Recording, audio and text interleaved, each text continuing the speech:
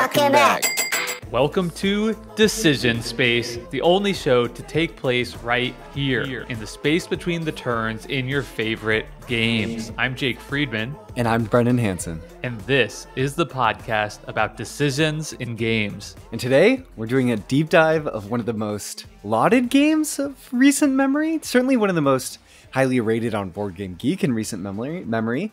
We're covering Ark Nova, which at the time of this recording is ranked number 4 on Board Game Geek and has been, I think, celebrated by many as a management game, kind of following in the footsteps of games like maybe Terraforming Mars a little bit. There's some tag collecting going on where you're looking to get animals of certain types or from certain continents into your zoo, competing with other players for shared goals and resources, all while working on your own personal player board. So Jake and I are really excited to delve into, I would say, what's maybe like one of the biggest games we've covered on the show, at least in recent memory. This is a huge game. There's so much going on. Yeah, I hope people are really excited for this. I know it's one that people have been asking us to do, and a game that's getting played a lot since release and still now on people's tables on Board Game Arena. So we're excited to be able to kind of give it our decision space take and try and think about what those decisions are and how that decision space works. So we'll get in there. But before we do, let's read a quick review. This one comes to us from Apple Podcasts Canada. So thank you so much for sending this review in. Shoot, I don't have the name of the person. Here. Oh, it's from Stop and Chat. Thank you, Stop and Chat. So this is a 5-star review titled Addictive Podcast. Decision Space is the most intelligent board game podcast I've ever heard. The discussions are fun and engaging. This one stands out amongst the numerous great board game podcasts that we're lucky to have nowadays. Perfect. Amazing. Thank you so much for that review and supporting Decision Space in that way. It goes so far for the show. If you go on to wherever you listen to this podcast and leave a review just like this one, and thank you so much for your tremendously kind words. Yeah. That was like the nicest review we've ever gotten. And this is the last one in our queue to read. So we definitely need some more reviews. So if you're listening, hit us up. Thanks so much. All right, Brendan, you want to get right into it? Let's get into it. Okay, it's been a while since we've done a deep dive, I feel like. So yeah, how does this go again? Yeah, we do our ratings and reviews. Wait, we do them first before we do the discussion? What the heck? I know, right? And then we do some game background, a little overview, then we just get right into it. I'll go first. Is that okay? All right. Yeah, of course. Okay. Ark Nova is a heads-down management game that delivers a nuanced, deep, and engaging decision space. Its card-driven action system lends the game a stimulating sense of flow and pace, while also giving players a shorthand for what to do next. A boon for a decision space otherwise as open as this. While I can appreciate why so many adore Ark Nova, for me, the spark of playful joy that comes from novel systems or playful player interaction or emergent gameplay is all but missing, which means at the end of the day, the game doesn't feel like more than the sum of its parts. And to me, and it has many, many parts. A fine game that I'd be okay in never returning to, 6 out of 10. Woof. All right. And for me, I found Ark Nova to be a really challenging game to get into. And by that, I mean challenging to learn. I think it's just because of the amount of like sheer rules and edge cases here. I felt like when I was 8 or 9 games in playing Ark Nova, I would still be constantly like taking a screenshot on Board Game Arena and running back to the Decision Space Discord and asking like, wait, why can't I do this in this situation? And it's just, it makes me think that like it's hard for me to imagine that anybody's ever really playing this right on the table, or at least, or you're going to be struggling through the first, X number of times. So that was a big challenge. However, once I started getting over that hump and I started getting into the teens in plays, I felt like I was then really, truly engaging with the system and only then really, truly playing the game. And I found the game to be a real joy to play at that point, if you're willing to put in that kind of effort. And I found that, because of how complex and kind of systems driven this game is, that's asking a lot of the players. So it really better pay off. And I feel like it does, just because the cards have so much great character that come out in the systems that you wouldn't be able, if you have a much more streamlined game than this, like something like Earth, it doesn't have the same amount of character that I find in Ark Nova. And I think that's probably what is a large part of the appeal for so many people. So all that to say, difficult game to get into, but then I found myself really liking it after I did. So for me, it's like an 8.5 out of 10. I would say it's a great game, but not ever probably going to be like among my very favorites. Okay. Can we do a big sigh of relief that you like this game? This is great. We could have an episode. It's going to be one of those more nuanced ones where maybe I'm coming at it from the angle of a little bit of frustration. You're coming at it from the angle of appreciation, which means it's going to be an awesome episode where we deep dive on what really matters, which is the decisions that the game offers, how they make us feel as players, etc. Awesome. Thank God. Okay, let's do some game background. Jake, this is a 2021 design from Capstone Games, and it's the first published design ever from Matthias Wigi. That's amazing. Like, as a first design, wow. Just like, that's amazing. Yeah, to go to number 4 of all time on Board Game Geek, yeah, you can't really ask for more than that. And it's incredibly ambitious, and I think sometimes people who are looking to design games always get the feedback of like, start simple, start small. Clearly, Matthias did not do that. This is like the exact opposite of that. And I think it's really impressive. So in the year it was released, Ark Nova was nominated for the Kennerspiel DRs. It ended up losing to Living Forest, but there's a nice little note from the Spiel DRs committee. So I thought we could read it, because sometimes we like to do that, even though it didn't win, to kind of contextualize the conversation. Sounds great. Yeah, will you read it? I just want to listen, Absolutely. Modern zoos no longer prioritize their human visitors, but rather focus mainly on animal welfare and sustainability. Ark Nova allows us to set up and manage a wildlife park based on our own ideas and values. Alongside animal breeding programs, the construction of enclosures on park grounds, and of course, financing the parks through sponsorship, there are other things to consider, like the relationship to international partners, university research projects, and animal protection programs. Only by balancing the attraction of a modern zoo with the demands of sustainable animal protection, we'd be able to win this challenging management simulation. With just 5 basic actions, the rules are thematically accessible and easy to understand, and the game develops an enormous depth over time, thanks to over 200 cards and a clever timing mechanism. Wow. Theme. I feel like the Spiel committee doesn't always lead with like so much about the theme of the game, which I think speaks to sort of what I was saying. Like, there are a lot of highly thematic games in this hobby, of course, but I think there are seldom few that have so much like, real authentic character, coming out of that theme in the mechanisms that play within the cards.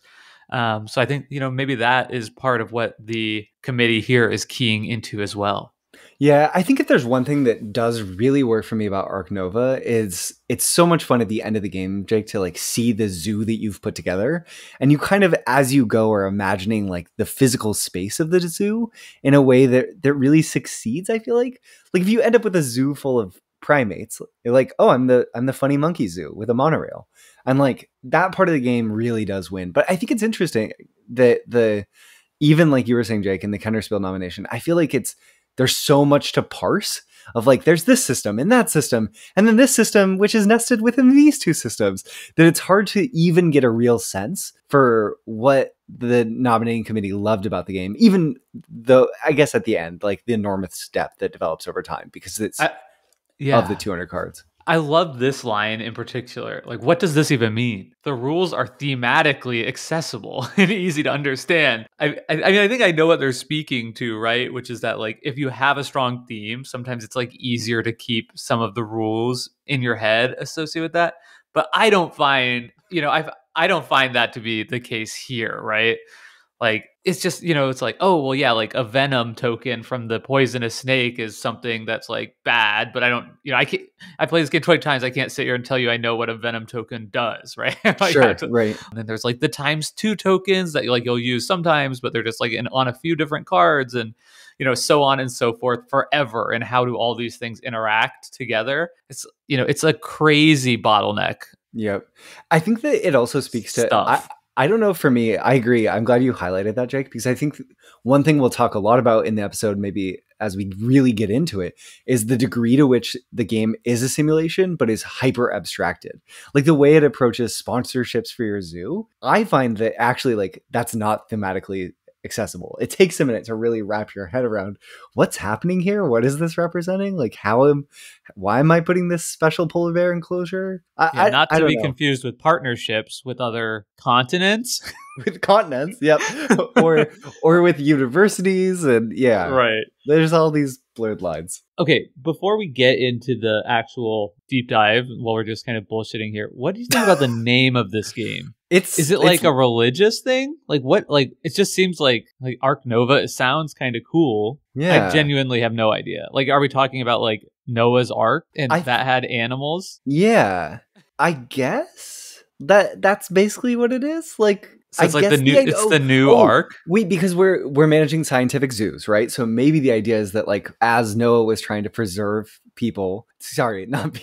preserve animals during the flood in this biblical story, so too we as modern zoos are trying to rescue these animals and these species from the modern flood of climate change and extinction. I think that's basically all it is. Yeah. Okay. The other thing I wanted to ask at this part of the episode is, how have you been playing this game? So I've played once on the table, and then the rest of my plays have been on Board Game Arena. And I think all of those have been played asynchronously. And I want to highlight that because I think that is how I will continue to enjoy this game the most. Like I find it fun to like log on, take a turn. But my one play in person was just really long, and it was a bunch of new players too, so I think that elongated it. So like maybe I'd be excited to play this at the table with a bunch of people who really know the rules well, but I would not want to be teaching this to new people at a game night personally. Yeah. And by really long you mean more than 3 hours? It was like 3.5 or 4 hours. Yeah, and I've played it entirely on Board Game Arena and almost all async. If I think there might be one real-time game I played. Cool. But you do own this game. I do, thanks to you. Yeah, so I just want to share that story, which maybe I've shared on the podcast before, but last Christmas, my wife has two brothers, George and Patrick, and they both independently bought me a copy of Ark Nova. So I sent one to Brendan. But that was really sweet. And if you're listening to this podcast, thanks. And even sweeter of you to pass along the love. And now you know that you both gave me the same gift. Well, and thank you for kindly sending it my way. You're very welcome. So maybe you'll break it out someday, but then again, I think solo. Maybe not. But maybe solo. Maybe. If you don't like it, it's yours. You do whatever you want with it. You can sell it. I don't care. All right. And let's listen to the pre-recorded rules overview, and then we'll meet you back on the other side for our deep dive of this epic zoo game.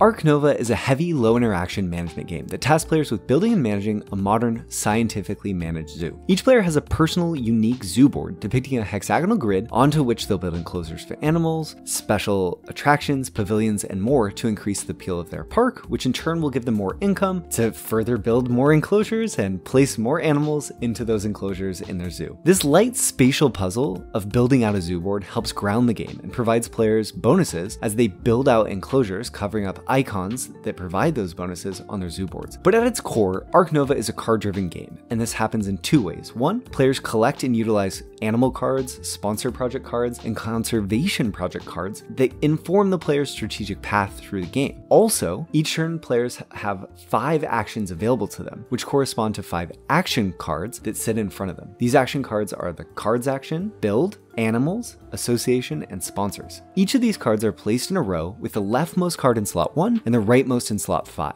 The magnitude of the effect produced when an action is taken corresponds to the slot the action card is in when it is used. When actions are taken, they're moved to the beginning of the row, decreasing that action's power back to 1. This system is the mechanical heart of the game and provides an ebb and flow that's vital to the management feel. The cards action allows you to draw more cards into your hand. The build action allows you to place enclosure tiles tiles onto the map. The animals action allows you to place animals into previously built enclosures. The association action allows you to send your association workers into zoological associations, which can increase your reputation, gain you partnerships with universities and zoos from other continents, or allow you to support conservation projects, an important way to get game end scoring points. There's also the sponsorship actions, which allows you to play sponsorship cards that do a variety of different things that have sweeping effects, including placing unique tiles onto the board, gaining appeal for certain things in your zoo, and more. Ark Nova doesn't follow a typical round structure, and instead players have influence over breaks that periodically occur once a certain number of actions are taken by any player that move the break token towards a specific threshold. When a break occurs, players generate income according to the appeal of their zoo and some other sources. Appeal is gained in a variety of ways through having animals, sponsorships, and more, and they'll use that income in the future to build more enclosures, add more animals, and further increasing the appeal of their zoo in a positive feedback loop. Also during breaks, players have to discard any excess cards over 3 from their hand, meaning that players have to carefully manage how many cards they have in their hand as a break comes so that they don't have the pain of lost resources being forced to discard cards when that break comes. And this is one of the key sources of interaction in the game. Finally, players influence personal markers on 2 opposing but ultimately linked tracks, the conservations track and the appeal track. If at the end of a player's turn or during a break, their conservation marker and appeal marker are ever in the same scoring area, or if they have passed one another, the game end is triggered. At this point, players score their zoo, and the player with the most points is crowned the victor.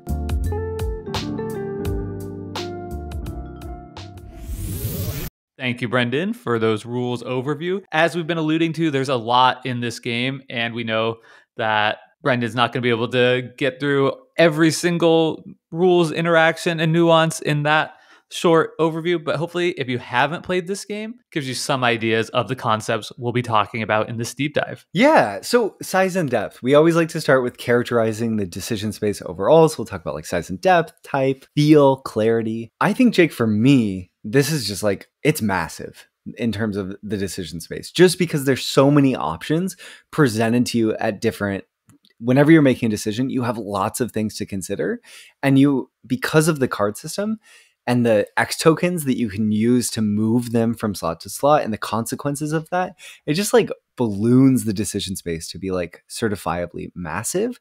But at the same time, because you typically want to be using your actions furthest to the right, for a game that has such a big decision space, I find it's often actually not that difficult to think through what you probably should be doing next, because the game leaves things really open, but then sort of meaningfully narrows it because of that novel mechanism of the way the cards work. Yeah, I mean, I'm not struck by it being like overwhelmingly large of a decision space in general. Clearly, there's a lot of different things going on. You have a lot of different card types and all that. We've already been talking ad nauseum at this point about how much just like different stuff there is in the game. But I think that the game system narrow that decision space tremendously. Like, I think my thought process on a turn is sort of like pretty often like, can I use the most powerful action profitably? And like, if not, how about the next one? And if not, how about the next one? So by kind of like going through that system, usually you're doing something before you start evaluating your third, fourth, and fifth card, sort of in like priority order.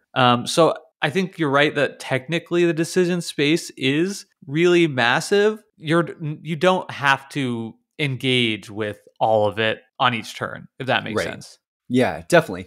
Though, even if you're narrowing to say the 3 furthest to the right actions, oftentimes there's like sub decisions that you're making on top of those decisions. So if you take like the sponsors action, the association action, once you decide you're going to take that action, then you have to decide, are you going to support a conservation project? Are you going to try to make a partnership with the university? Are you going to form a partnership with a continent? Maybe you're going to cover up a bonus. Then you have a decision around what card you upgrade. And then that's going to affect, maybe based on the sequencing, you might think through that. Or maybe it's based on what other players at the table have done already. Maybe you want to go back and upgrade that association action again, so you can start buying conservation points every time you use it in the future.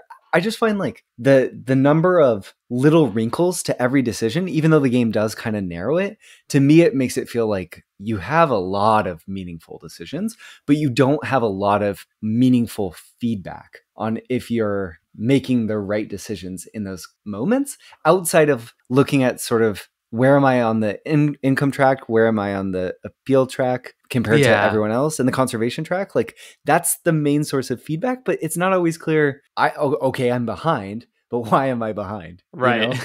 Yeah, no, I totally agree with that. And I think another kind of interesting like characteristic of the decision space here is that I think the game does a really good job of, and this isn't going to be apparent on your first, second, third play, but as I play more, I feel like the feedback I'm getting from the game is like it provides you the opportunity to like sort of set these short and like intermediate goals for yourself. So that might be like, I want to support a conservation project before the next break. Right. And then all of my decisions then, for this kind of like round of the game, my next several turns, I'm working towards this one specific goal. And then am I able to achieve it in time or not? And now all of a sudden I do get feedback from that.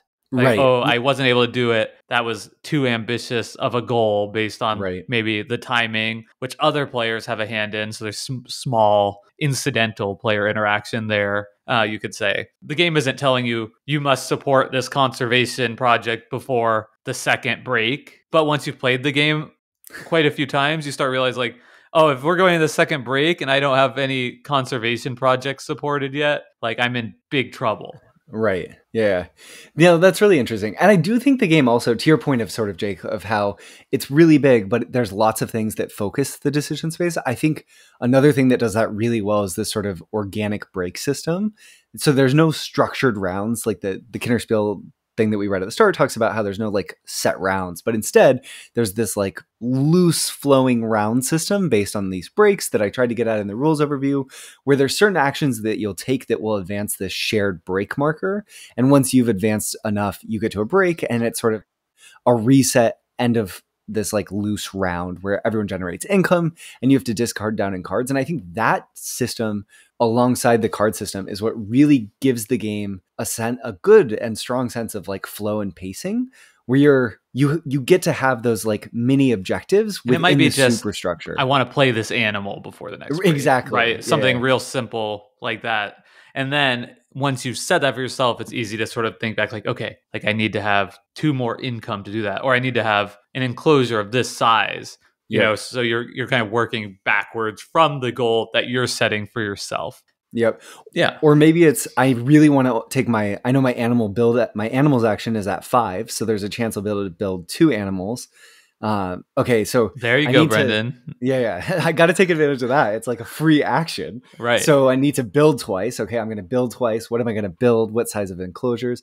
I find that even though there's all of this flexibility and players can control the length, tell me if I'm wrong, Jake, but almost always my decision making in terms of like around one of the like between 2 breaks goes like this. I need to draw cards to get information about what I could do, get a bunch of cards, decide what I'm going to do, try to execute. Okay, now I'm going to discard a bunch of cards because I'm forced to, and then I'm just going to do it again. Like, yeah, I think draw cards, make a plan, do it. Draw cards, make a plan, do it. I don't know. Yeah, that's where I was, I think, earlier on. I'm guessing I've played this a little bit more than you at this point, but I felt like earlier on I was definitely like, okay, everything is starting with drawing cards.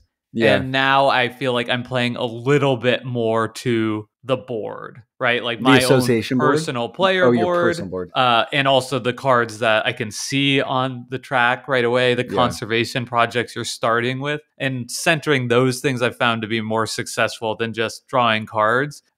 Because if you're just drawing cards, then when a break happens, you have to discard down to 3, unless you have like a special tile that you can get that lets you discard down to 5, which if you're doing like the card thing, that really forces you to like prioritize that tile. But that tile is maybe not actually what you need to be spending that super precious early association action on in that first and second round. So I think that's actually kind of like not the best strategy now. But when you're just starting the game, you're like, okay, everything is definitely going to be derived by these cards. So I'm going to try and find synergies in my hand and then get going.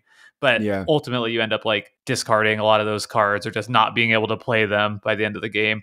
or focusing too much on them and like giving up other more profitable things. Extra value as you're discarding. Yeah, totally. So as you've sort of grown with the game in terms of like your skill as a player, Jake, do you feel that now the clarity of the decision space is clearer overall to you? Or how clear do you feel the decision space is? Because it's a pretty tactical game. Yeah. Well, I should also be clear, like I'm still not good at this game. So I don't want anybody listening to be like, oh, that's what I should be doing. Or probably people who are more experienced just heard me say that about the cards and are just like face palming or like putting their head down on their steering wheel or something. Sure. When I tried a couple of like ranked games on Board Game Arena just to be like, okay, am I like getting this? Because I've been doing better and better against just random games against friends in the Discord and stuff. And I played, yeah, and I played 2 ranked games and just got like absolutely smacked in both of them. Interesting. So this is not saying that like I've grokked everything at all. And it does make me feel like the decision space is still murky for me. I've been reading some forums kind of preparing for this, and people say things like, oh, like the Silver Lake board that just like plays itself. And I was like, oh, okay, well, this game does not play itself for me quite yet. And I think when we think about like all these like intermediate short-term goals you can set for yourself, where I still find tremendous like challenge and where I think that there's not a lot of feedback yet for me is like, in what do I go for? Like, is it better to be like trying to like play this one animal early, or should I be trying to just focus on, this sponsorship or setting up my board for a future round? Like picking the goal to go for in the short and intermediate term for me is still very opaque. And I think I have a really hard sense for like, what's the level of planning I should do from my opening hand, or like, what's the level of planning I should do in the mid game? So for example, in a recent play, okay, I got dealt the American Bison card, and this is really expensive. It makes you really want to go all in on sort of a North America strategy to look for other synergies because it has a lot of North America costs, but it's big. So I know over time I can kind of build towards it. But I think if you start sort of planning towards going for something that's as expensive as that, I think it takes a 5 area enclosure. It's pretty expensive to build, that it's just too much early on. So that doesn't make sense. You're not going to just like be railroaded into your early decisions based on like, oh, I got this card that I'll definitely be able to play in like 8 breaks from now. But at the same time, there is an inflection point somewhere in the middle of the game where if you draw into something like that and you're halfway down the path, then it can make sense to maybe hold on to it for a while and kind of build towards it and see if you can kind of angle towards tactically pivoting towards something like that. And I think those kind of decisions end up being really interesting, but totally fuzzy. So to me, the decision space is really fuzzy because so much of your path through it feels dictated by what cards are going to come into the market, what conservation projects other players might be playing that you can then piggyback off of. There's a lot of fuzziness, and not just fuzziness because of the consequences of what's going to happen, but fuzziness in terms of what are the objectives that are going to come into the game? What are those going to be? What are the cards available to us? So you have to be adapting pretty constantly to them, and also just scraping points here and there, like you were talking about. Yeah.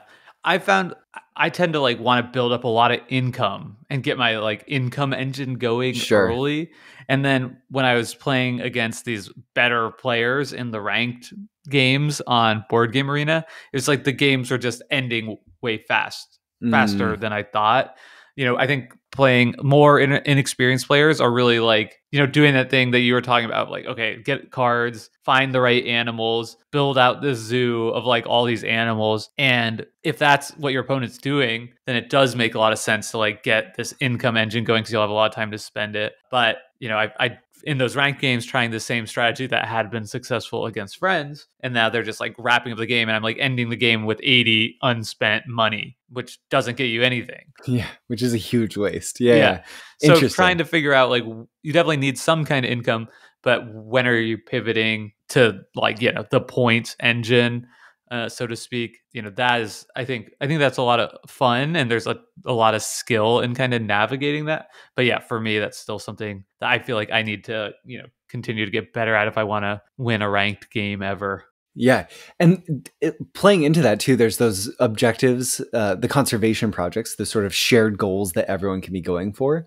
There's some interesting ones that ask you to like release an animal back into the wild and give you a pretty big chunk of points if it is a has a high appeal. And I think that those make for really interesting mid to late game decisions where it's like, ooh, this is an important part of my appeal engine, but I could give it up for a bunch of, an important part of my income, but I could give it up for a bunch of conservation points. Should I do that? So Right. I think those decisions end up being fun. And doing it early on maybe seems bad because you're losing income, but then you're also like, it's also saving you money because then it frees up space where you could like then Right. put another animal in that. So Yep. that's interesting. But yeah, I never know how to play those either. I kind of avoid them usually.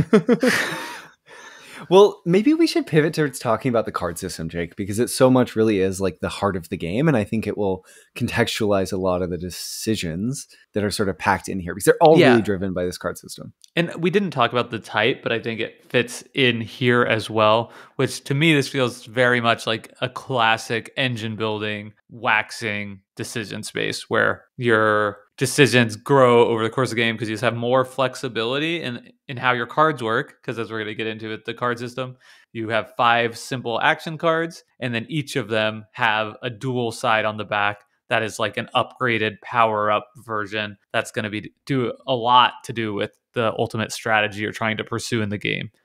And I think the way the breaks work kind of give it a punctuated feel as you sort of like build up, and then you get pulled down a little bit if you have to discard or that sort of thing, or maybe you spend your income and then it balloons again. Yeah, you spent out your money and now you're like desperate to get another income phase. Yeah. But I agree. Yeah, it's pretty clearly one of the, like a punctuated waning decision space. Waxing. This positive. Right. I said waning. Yeah, you're right. Waxing. Thank you. Okay. Growing over time. Though, there are things like you could fill up your board too quickly. I've run into a few games like that where my unique park board is a little too small. So I think depending on I played too many big spaces, too many big enclosures. Yeah. And then I was like, oh, this is really not what I should have been doing.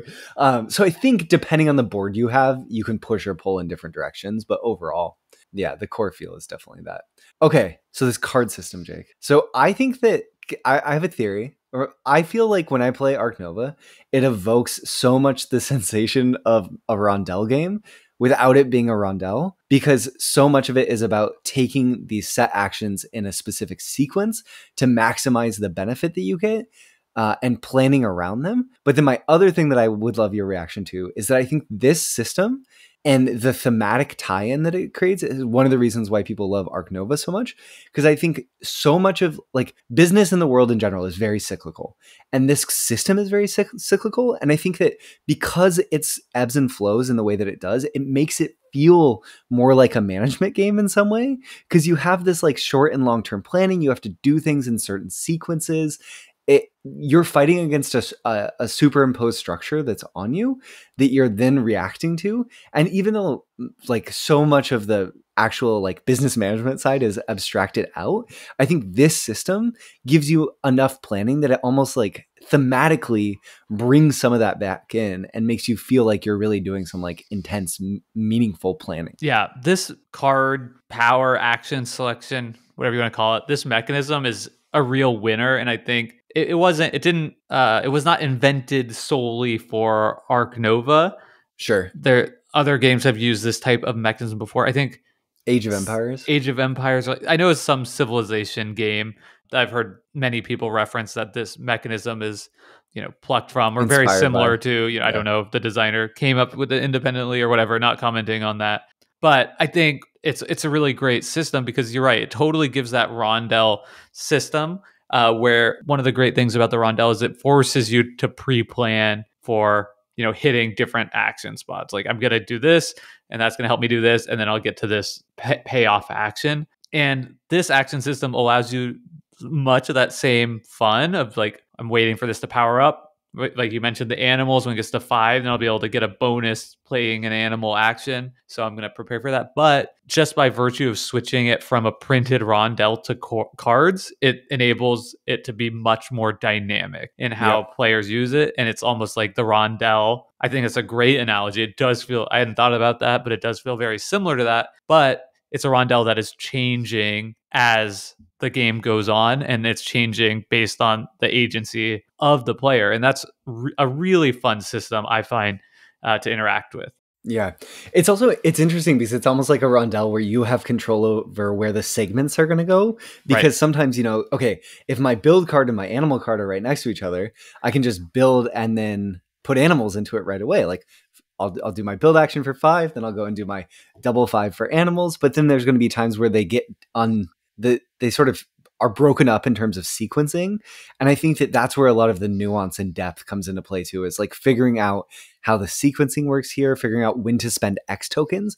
I think typically those end up feeling to me like pretty meaningful decisions of, okay, what do I want to spend this valuable resource where I can increase the power of a card out of order, more or less.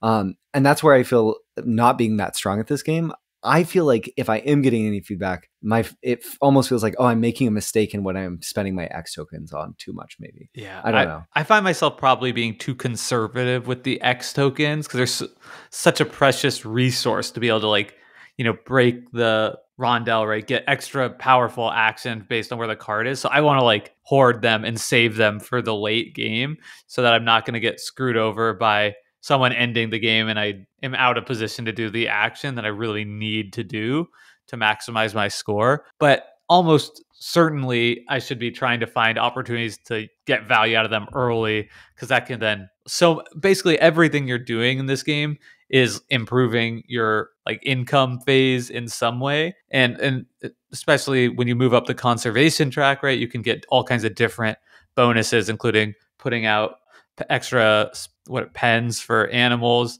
or getting specific cards from the display. So you really want to be getting those early. So I think you probably should be using the X tokens early if you can hit some kind of benchmark early on. That's going to then fuel you into the late game. But at the same time, you really don't want to be kind of caught with your hand in the cookie jar at the end, and then you're like, oh dang it, I had a double animals to play and it was going to give me a ton of points and now I don't get to. And now the round's over. Yeah. So maybe, what do you think if we just go kind of card by card and talk about the actions to kind of ground the conversation zone? Yeah, that sounds good. And I think starting with the cards action, this is the action that enables you to get more cards into your hand. And the cards in this game come in 3 variety. The bulk of them are animals, but then there's also sponsor cards, which we'll talk about the sponsor action in just a second. And there's also the conservation project card. So, I mean, that's pretty simple. The more powerful the action is, the more cards you get, and also a greater selection of cards. I think the most advanced one is draw 3, discard 1, or draw 4, discard 1 if you're on the flip side. Yeah, draw 4, discard 1. Whereas on the front side, goes up to draw 3, discard 1. And then there's also the snapping, which lets you take from the row. I think the cards mechanism is really interesting. I love that there's a little bit of a filter there too, that again, forcing in a nested decision where it's okay, draw 3 cards, but then discard 1 of them. So make a decision right now based on the information available to you, what you want to keep and go forward with. And I think that little bit of extra sort of decision to make in terms of what's going on here, that's part of what lends the game such a tactical feel, because I don't know, you're just always asked to make these little additional decisions on top of your sort of core decision. And then the cards action is really important too, because it's always going to advance the break marker by 2. So that's the sort of thing that's driving the game closer to another income phase, closer to people having to discard. And there's a lot of really nuanced decision around that too, right? About pushing it towards the income phase. If you are the one who triggers the income phase, you get an X token, which we just talked about being really valuable, but you're also providing all that income to your opponent. So sometimes it feels like you almost have to take a pass turn in order just to trigger that because you've run out of stuff. And yeah, you get a little X token, but then your opponent just has the ability to keep rolling along. And I think that is something that's also not, it's almost like bad benchmarking, because it seems like something you want to be the one to trigger it because you get a bonus and then everybody gets the same income. But I think you don't want to trigger it almost ever. The more I play the game, the worse and worse it feels to be the one triggering it and giving all that income to my opponent so they don't have to take an offbeat turn ever. Yep. That's really interesting. And sometimes you kind of end up in that position because you've run out of money. Right. And you've run out of association workers, so you feel kind of forced to be the one who's doing it so that you can get the income back. But usually if you're in that position, it's because you're already behind. So I think that's one of the reasons why it can kind of feel bad too, is oftentimes if you ever take the sponsors action and you break for 5 and gain 5 income, that often feels, in my experience, pretty terrible. Yeah. I don't find myself using the sponsor card that way very often If at you can all. avoid it. If I can avoid it. Yeah, that's almost like if emergency, like break glass, like, yeah, you could sometimes like, okay, if I got 2 more income, I'll be able to like, play this big animal or whatever. And so you just do it. But yeah, generally not where you want to be. And we should also say again, this kind of break token is probably the biggest single element of player interaction in the game. I mean, there's incidental player interaction kind of all over, right? Where you're competing for shared goals. You're maybe taking cards out of the display that your opponent wanted to take and so on and so forth. But it feels like jockeying with the break track is where like the interaction feels like most meaningful and you can like most intentionally kind of engage with your opponent's tempo in that way. And the flip side of that is if you do use the sponsors card, right? If I see Jake, you building up for this big double animals build and I have my sponsors sort of action right in the 5th slot, that's where you can have these glimmers of like, oh, I'm really going to stick it to you because I'll just take a break right before you plop in 8 more appeal or 9 more appeal worth of animals onto your board. Or sometimes, you'll see somebody with like 6 cards and you're like, oh, I can make them discard 3 cards right now. Yeah. But that's pretty much, as far as it goes. So that's cards. Yep. Well, we started talking about sponsors. Should we finish the other part? Yeah. So the other side of sponsors, you have all these like, I don't know, they're kind of like individual goals. The sponsor cards are so weird because they work in all kinds of different ways. Some of them give you benefit for playing them based on like all the predator tokens you have. If you have predator icons on your cards, like you can get some money when you place this down, and then future predators you play give you income. Something like that, where it's kind of like asked you to specialize in some way. But one thing I love about Ark Nova is like that's like the simplest iteration of a sponsor. And these cards are just absolutely crazy and do all kinds of insane, complicated stuff that really feels like the designer, even in their first design ever, first published design ever, I should say, is like completely pushing up against like the boundaries of all the systems in the game. Like there's sponsors that like reward you for having unfilled spaces at the edge of your board and everything in between. Yeah, it's really hard to be like, this is kind of vaguely what these cards do because there are so many different effects. Like some of them have you gain appeal. Some of them are giving you conservation points. Some of them, like I referenced earlier, allow you to add these unique buildings to your zoo board. And it's fun because it ends up being another way that sort of one of the core ways that you interact with the system is this loop of get income to build enclosures, to put animals into those enclosures to get more income, right? There's other things that are going on with that sort of core loop because it's a nuanced game and nothing kind of interacts with one system. Everything kind of interacts with multiple systems, but sort of layered on top of that is then this sponsors sort of puzzle where every sponsor card has a different cost. So typically, though, you're kind of like aiming towards getting up to 5. So you need to have the sponsors action push all the way to the 5th spot for some of the more powerful ones. So I think it acts like a speed bump, but also potentially a minor comeback mechanism at times too, where it's like you can end up with a good sponsor card that you can build towards. I don't know. I found this system really confusing at first, but that it makes for some meaningful and interesting decisions, whether this is where if you get like an early card that you can build around a little bit more, it can make sense to kind of shift your strategy overall and give you things to search for on the board in terms of cards to pick up or that sort of thing. Some sponsors do almost nothing, and some sponsors want to make you change your entire game strategy, where you could just focus only on this one sponsor card for the rest of the game. So yeah, a lot of variety there. So the animal action, Brendan, this is the one that allows you to play animal cards out of your hand into, is it a pen? What are they called? Enclosure. An enclosure, thank you, in the zoo. And in order to do this, you have to pay the appropriate cost in money, but also a lot of the animals have specific requirements. Like you have to be next to rocks, or you have to be next to water, or you have to be, have a partnership with the continent of Africa. Anyway, that's the animal cards. And then the animals, similarly to sponsors, range from almost doing nothing at all for you to being like wildly impactful on the game state. Yeah. And it's interesting too, because it's sort of, in my rules overview, I talked about how there's this sort of like more or less like the further to the right the card gets, the more powerful it is, which is true. But the animal card has this interesting thing where in slot 1 on the basic side, you cannot add any animals to the map. In slot 2, you can add 1. In slot 3, you can add 1. In slot 4, you can add 1. And then all the way in slot 5, okay, you can put 2 animals into enclosures. So it creates this sort of interesting texture where it's like, okay, my animal card's moving, but unless I'm going to spend X tokens, it's almost always doing the same thing. It's more about, do I have the money to pay for what's there? Right. Which is interesting. So the association track is next, and the association has its own board on the game and its own 5 actions plus bonus action that you can do with it. We haven't talked about reputation at all, but reputation is a really important track that you'll be moving along that helps you with acquiring cards and also enables you to flip over one of your cards early on in the game. So it's really important to get to 3 reputation as early as you can in a game of Ark Nova so that you can power up one of your cards. But yeah, the association is how, I guess, the most important aspect of it is getting partnerships with continents, universities, and then the most powerful action on it when it's in the 5 slot, you're allowed to use it to support one of the shared goal conservation projects or play one out of your hand if you can support it at that time. And that's how you get conservation points, which I'm sure Brendan mentioned in his rule overview is one of the tracks that you'll be working on going up to ultimately end and win the game. I find this to be one of the most important cards in the game.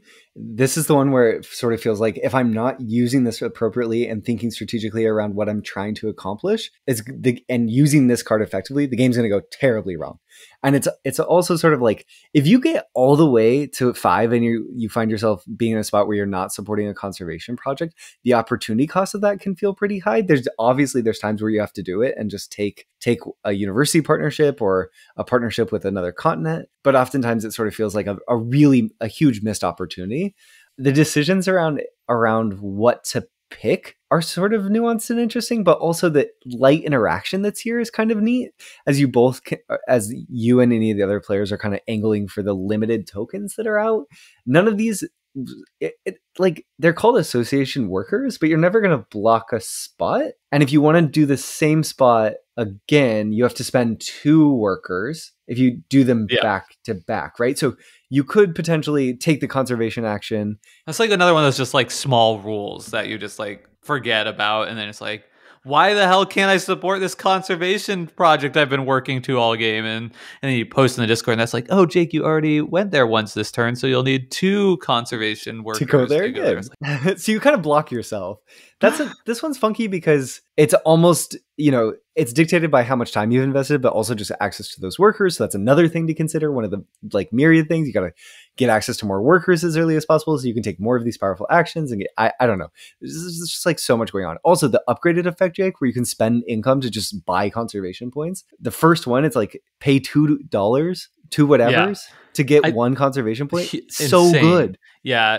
I think that might be like the level 1 most like dominant strategy is just like upgrade this and try and get as many of those as you can. It feels like you have to orient. I think that's sort of like the game's decision space is like is focused on 2 poles. One is like building your income engine. That's like the animals, and and then the other side is conservation, and that's how you actually like win the game. And the game, it doesn't really present itself to you. It's almost like the signposting here is just. I think that's part of the reason feedback is so hard. But I think like really to do well in this game, you kind of want to be starting from the first turn thinking about like, how am I getting those conservation points? And of course, the association action has to be an enormous part of that strategy. Yep. And then the final card action is the build action. This is the one that literally gets a little bit more powerful every time it moves to the right. It's also linked to income like animals. It kind of highlights how bound those 2 actions are. You have to use this action to create space so that you can place your animals. And then once you upgrade it, you could build 1 or more buildings. So it gets so much more effective, where on the first side, you're always just building 1 building. So if it's in the sort of 5th spot, you can build a building up to earn enclosure up to 5 spaces. But if it's on the back side, you could build a 2, a 1, or 2 and an enclosure that's sort of 2 hexes plus 3 ones. It gets all mix and matchy. And again, feels so powerful. So much of this game, kind of your strategic path feels dictated by what card did I decide to upgrade first and second. And that's going to inform my strategy, more or less. It's super powerful for sure. And then, but also everything you're building with it costs money. So sometimes, especially early on, you'll be in a situation where like, oh, I could build more enclosures.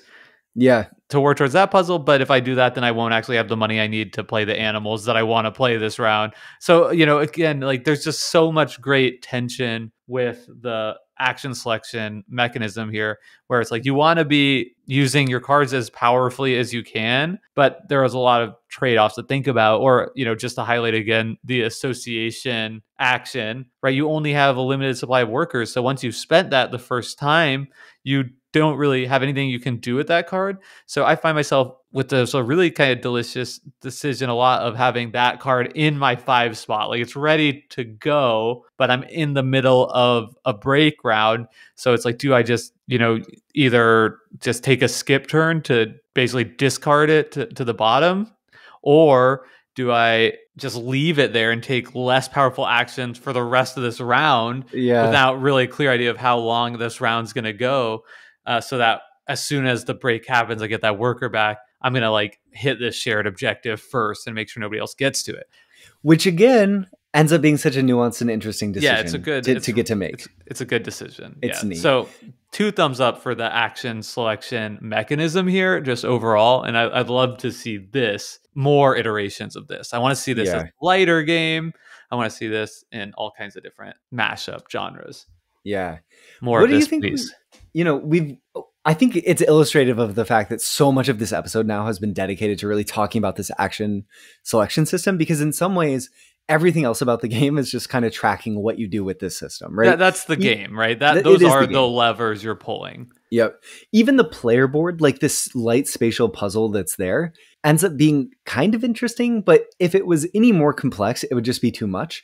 So it's, again, this hyper abstracted little spatial puzzle game that's really just more kind of limiting.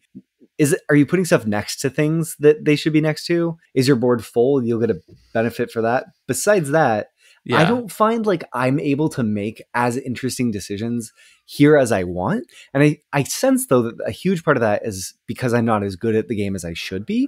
But I don't know if like the depth in terms of decisions around that end up being there outside of the unique player boards that you mentioned earlier in the show, Jake, where it's sort of like, okay, in this map, there's this interesting sort of gate in the center of the board. Whatever I build next to it, my enclosures get 2 extra room. Okay, great. I'm just going to put lots of small enclosures next to that and shove big animals in them, right? And that's going to give it a different feel. And, I think a lot of the fun and depth and replayability of Ark Nova is being served this unique player board that can totally shift your strategy. Like this game is zany in terms of the potential that it can push and pull in different directions in a way that I think is part of why there's all this huge excitement for it. Yeah, we've been critical in this podcast in the past about asymmetric player powers being things that are just like really difficult to engage with.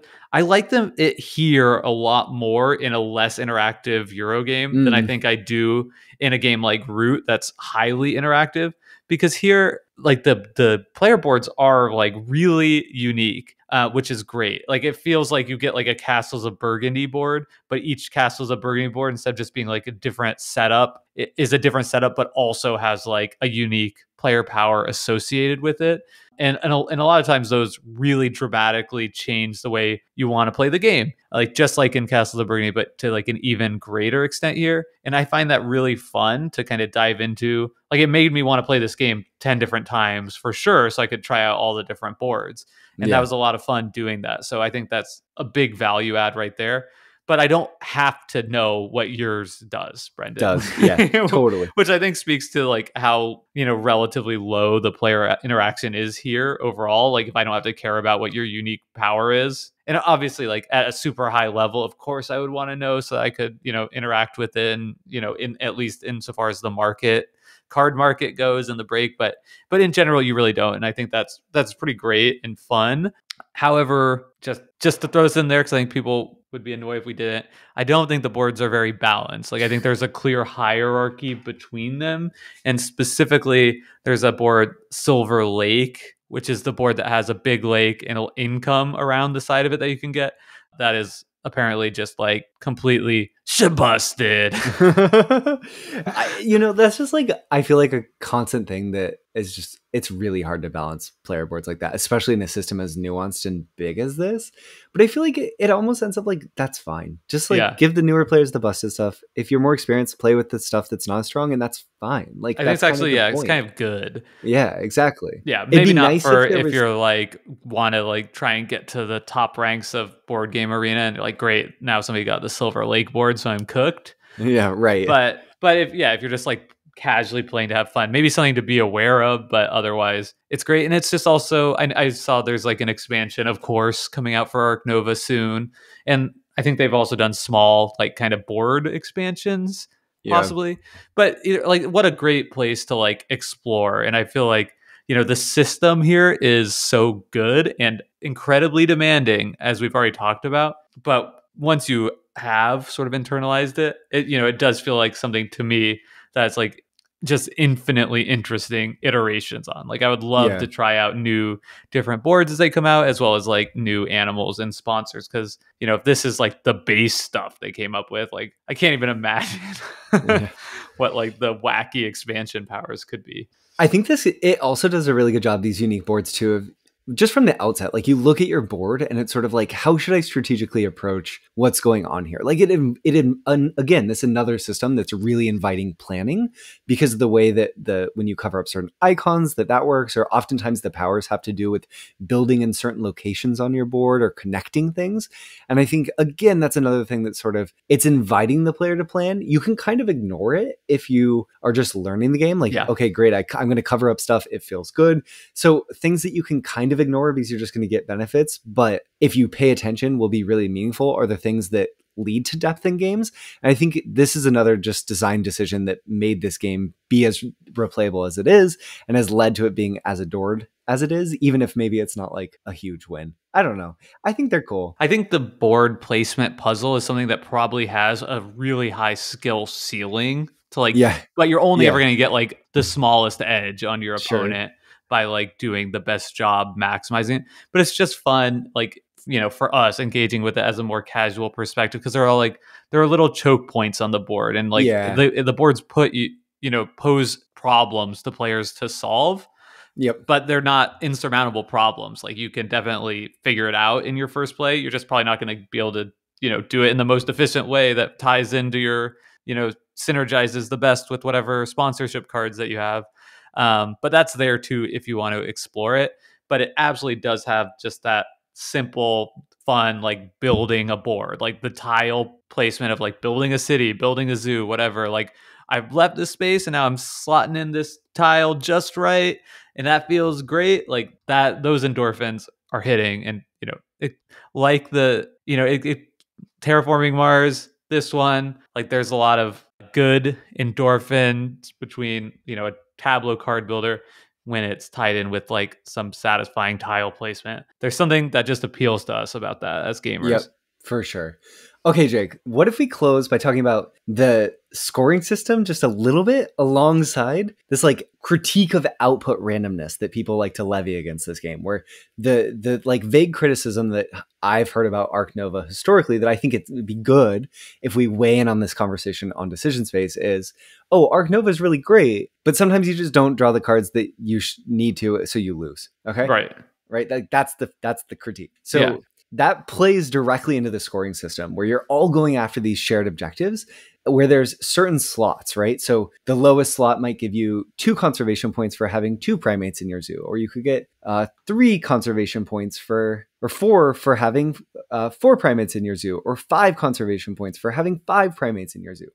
But if someone takes the third slot, the one that's 2 primates and 2 conservation points, you can never claim it.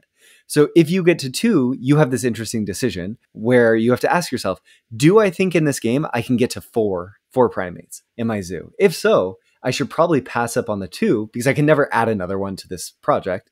And then you have that again when you get to 5. It's almost like our our celebration of the mechanism in Kanagawa that's kind of like this too, where you're sort of like asked to call your shot. And the longer I play this game, the more I actually really enjoy the conservation shared objectives. And it ends up feeling pretty interactive.